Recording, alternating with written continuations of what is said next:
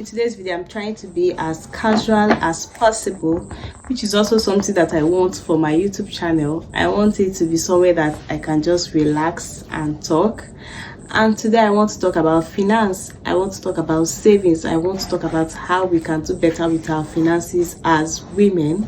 Because growing up, we're not told enough about how to spend our money, how to save, or anything at all about financial management.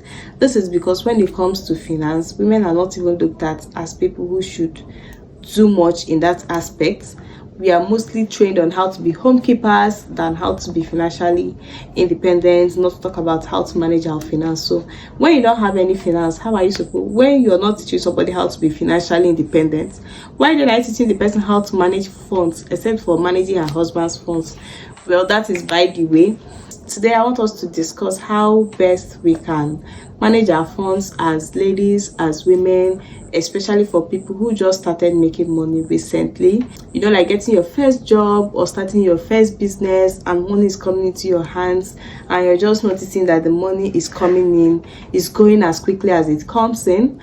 I recently read from someone where he said that deny yourself little pleasures, like sometimes when you're craving things and you're like you don't want to spend so much, that deny yourself those things is not going to make you rich, that the only way you can become rich is by increasing your source of income. And it kind of made sense at first glance, but to be very honest, you can also increase your wealth by reducing your cost. Yes, increasing your revenue alone will not increase your wealth. Increasing how much you make will not increase your wealth. If your expense is increasing in the same pace as your revenue is increasing, at the end of the day you're going to be in ground zero. For me, I believe there are two ways you can increase your riches, you can increase your wealth, which is either by doubling or increasing your source of income or by reducing your costs. Yes, when you reduce your expense, you have more money left for you, which you can save or invest and the rest of it. So you cannot just tell somebody that reducing cravings and unnecessary expense is not what is going to make her rich. It is actually, because sometimes we spend so much that we don't even know on some of these things. So today I just want us to discuss on some of the ways we can help ourselves financially, by cutting costs and so many other things to have a better financial year. Yes, because this year I'm striving to have a no spend year and I want you to strive that together with me. And then the first thing I'll say is to create a goal, create a defined goal. This helps very well. This helps me. In my first year, this helped me because I had a target. I had a target of how much I wanted to have at the end of the year, how much I wanted to save at the end of the year. And because I had that guide, it's helped me a lot. And sometimes when I felt like I wasn't meeting up, it made me to like be stronger or be more careful in how I spend money because I have a goal that I need to hit. So this can also help you when you have to first check how much you're getting in a month before you set your goals, so you don't end up setting unrealistic goals that you can't even achieve. Even if you're saving 100% of your income, you have to set realistic goals, but make sure that you set that goal so that you even know what you're working towards. Also, aside from setting the goal of how much you want to save, also set what you want to use this money to do. You should also have a plan for what you're saving, because you're not just saving funds to just leave it lying low or in the bank or somewhere else. You have to also make plans for it, and these plans can now include things you have to do to be able to increase your source of income, which could be taking up a skill, doing your masters, leveling up in your career, some of those things, or just learning a different skill, taking up professional courses, doing your masters, or just leveling up in what you're doing already that will help you advance in it and also make more money from it. Yes, you can also start thinking about investments where you can put your funds to grow it. But when you're looking at investment, there is also something you should be very mindful of. Be mindful of the type of investments you're making. Don't be too excited about the returns. Note that the higher the return, the higher the risk. When you see an investment that is going to give you so much, just note that the risk associated with it is also high, which means that your chances of losing out entirely is also high. This is why sometimes low investment funds are better, because with them there's is low risk, so you're guaranteed that you're going to receive back your money and whatever interest that they've promised you.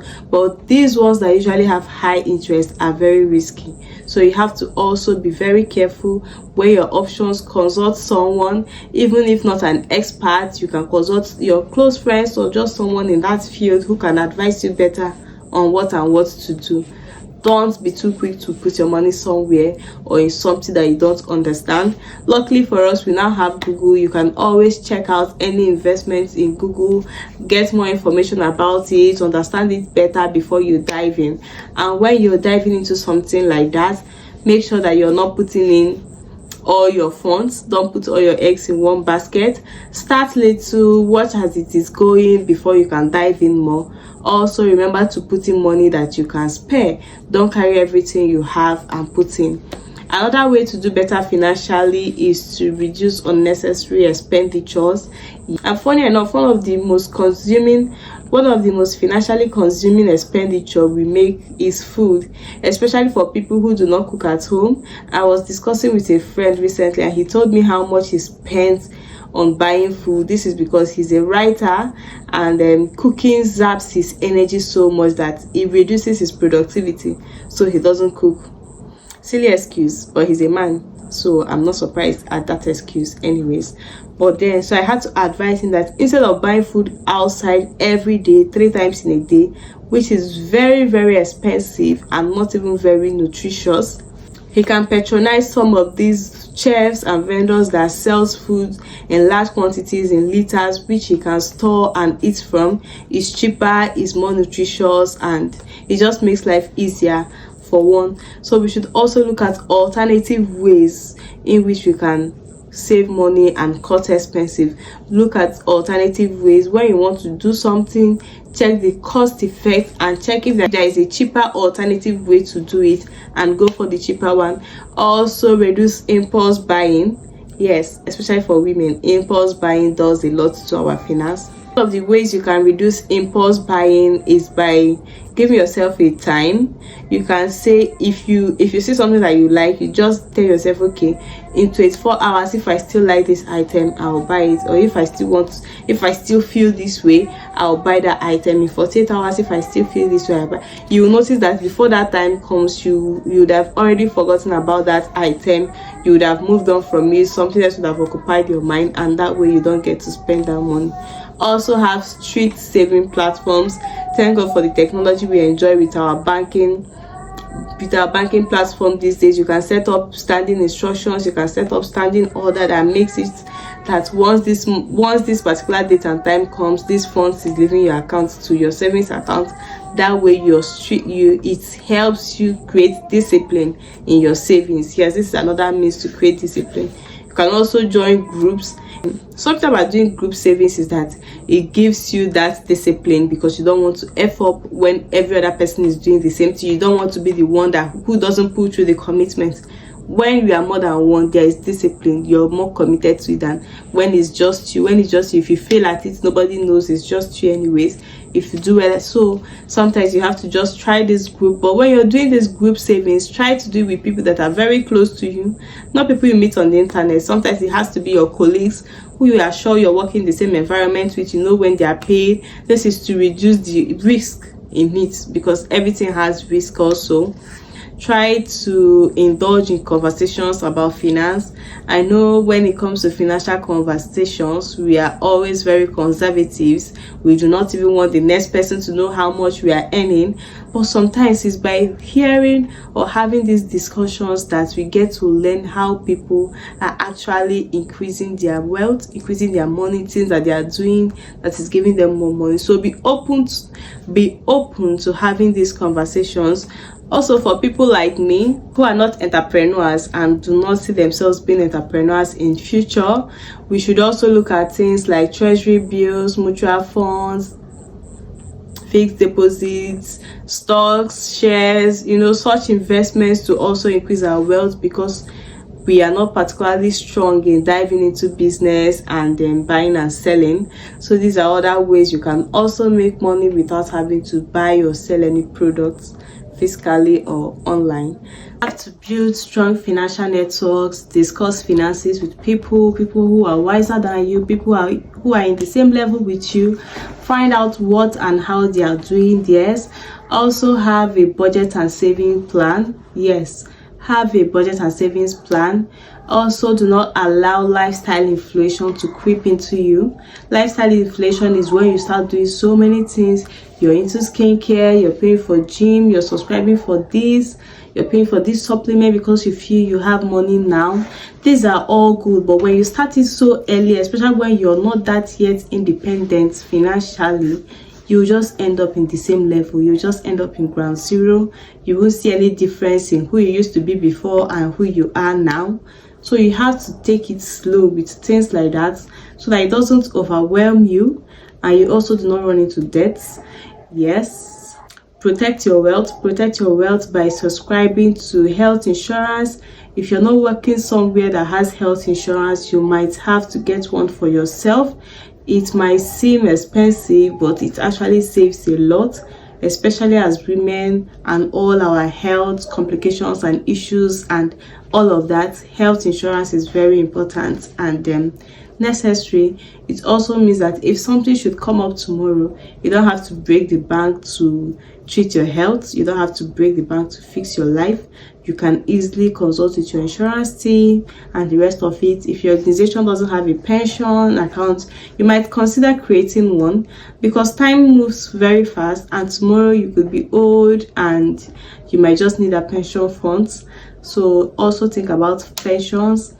Look at investment platforms. If you're not very business minded, you can look at stocks, buying stocks long term. You don't have to be an expert and trading. You can buy stocks and shares for long term investing. You can look into real estate, mutual funds, treasury bills. These are ways you can invest your money and get good returns too. If you're business minded, you can also think about starting a side hustle or a business of your own from your savings or from your income. Start it. It can also help you in creating avenues to earn more. So in summary, these are the few things I would say for you to grow your finances as a young lady in your 20s. You have to set goals, realistic goals. Don't set goals that will overwhelm you, and don't set goals that you know you can do better than. You have to be strict. Set goals. Do not allow lifestyle inflation to creep in. Build financial network. Build very good financial network with women, with men, with people around you, with your age grade, with people earning the same with you, with people earning above you. Don't be shy to discuss finances. You learn a lot from these conversations. Protect your wealth. Protect your wealth through insurance schemes, pensions, stuff like that. It helps a lot. Budget wisely.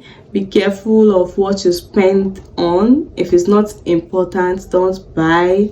Avoid impulse buying. It's not going to do you any good yet.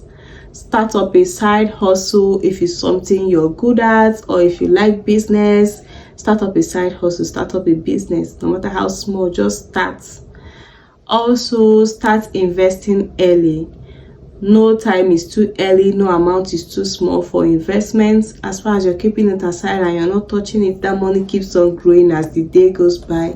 So invest as little as you can. 5,000, 2,000, invest it, put it away, let it build. No matter how small you think it may be, in 5 years, 10 years time, it will be something valuable and you would appreciate it.